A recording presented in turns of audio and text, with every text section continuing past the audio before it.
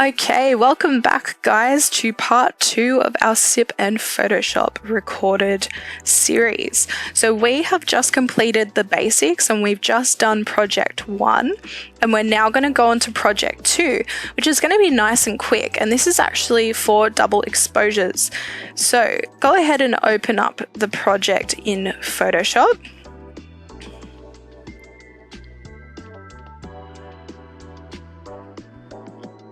And you'll see 2 folders there. These are the 2 looks that we're going to achieve. There's number 1, there's number 2. So I thought I'd do a light and a dark one for you so you can see how the different blending modes work.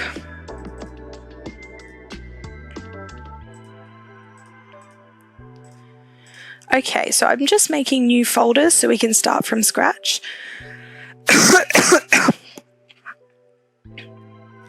Apologies, I have a very dry throat at the moment. I promise it's not coronavirus. Okay, so the first image we're going to work with is this black and white portrait here. And we're going to put that in, click enter to place it. Now, first rule of double exposures. You should always have a black and white image as your bottom image. But you know, rules are made to be broken. I've done plenty of double exposures with colors on both images, but that's up to you to play around with. So this image is already in black and white, so we do not need to apply an effect, but what we do need to do is add curves. So there's a few ways that you can do this. You can go down to this little like half-filled circle and we can go and find curves. I would recommend doing it this way because this is an editable layer. That's way number 1. Second way you can do it is select the layer, go up to image, adjustments, and then curves. Pop in what you want to do to it. Go OK. However, this is not editable. Once you click OK, that is done. So I would always recommend doing the first way, because at least if you want to change it later, you can come back and always change it.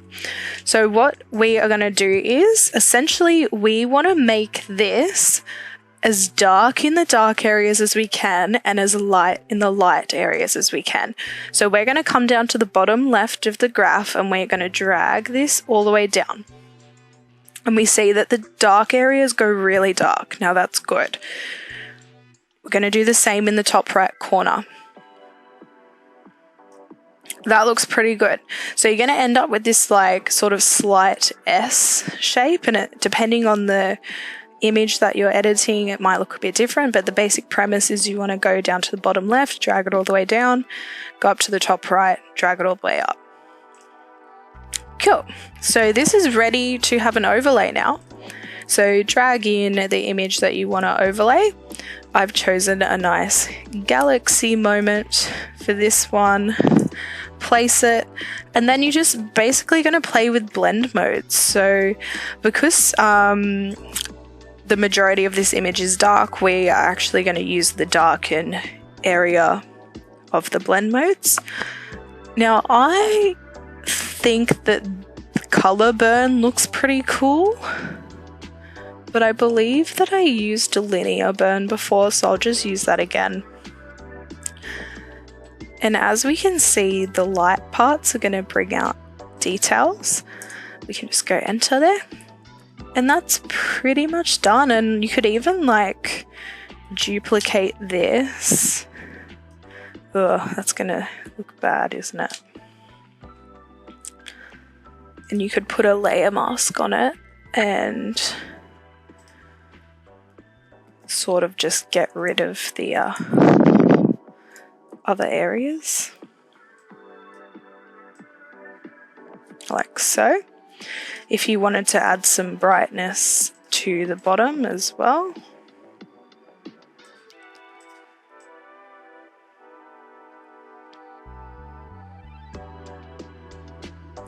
But I think that that looks pretty good where that is.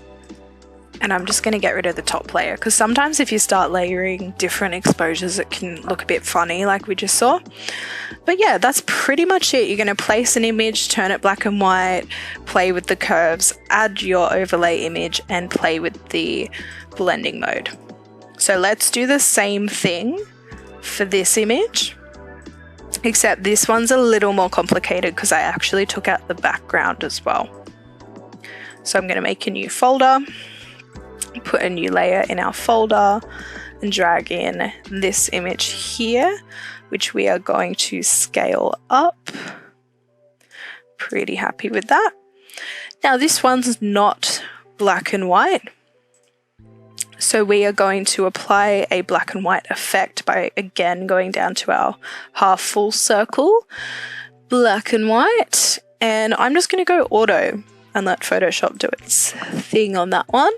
And then we're gonna, I just added the wrong thing. We're gonna add in some curves, and again we're gonna drag the bottom left down and the top right up.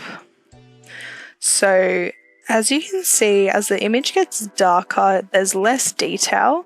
So the more detail you want in the final image, the less dark you're gonna make it. But I think about there is pretty good. Then we're going to paste in this image here. Again, we're going to scale that up. I think I placed it around here. And because we want the light parts of the image to come through now, we are just going to put on one of the lighten effects. Now I think that screen looks the best. Now that it's in the blend mode that you want, you can just go ahead and play around with where it's going to sit and what's going to come through the image. So I think that I'm going to try and follow like the tilt of her head. So about there, and I'd like the tree to go down her spine.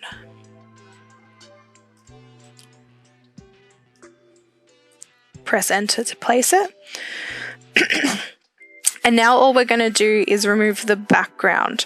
So we are going to select the bottom layer, go to our quick select, go select subject like we did before. It's thinking.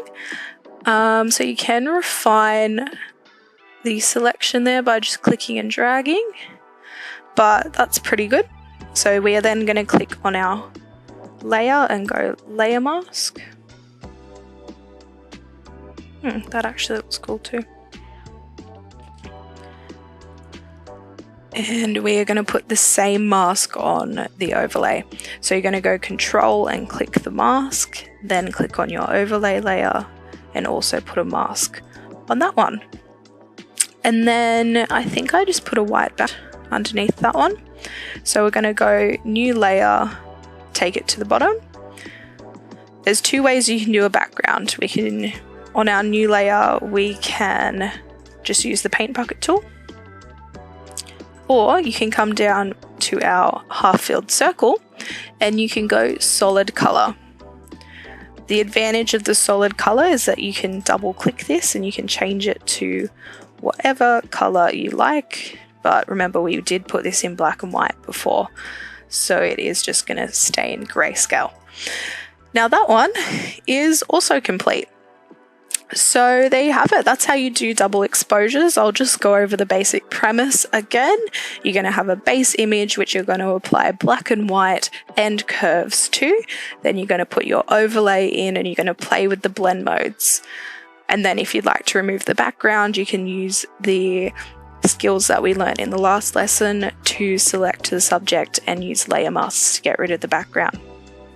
And that's pretty much it. So if you do double exposures today, please share them with us, tag us at UOWDMS, and we'll give you a shout out.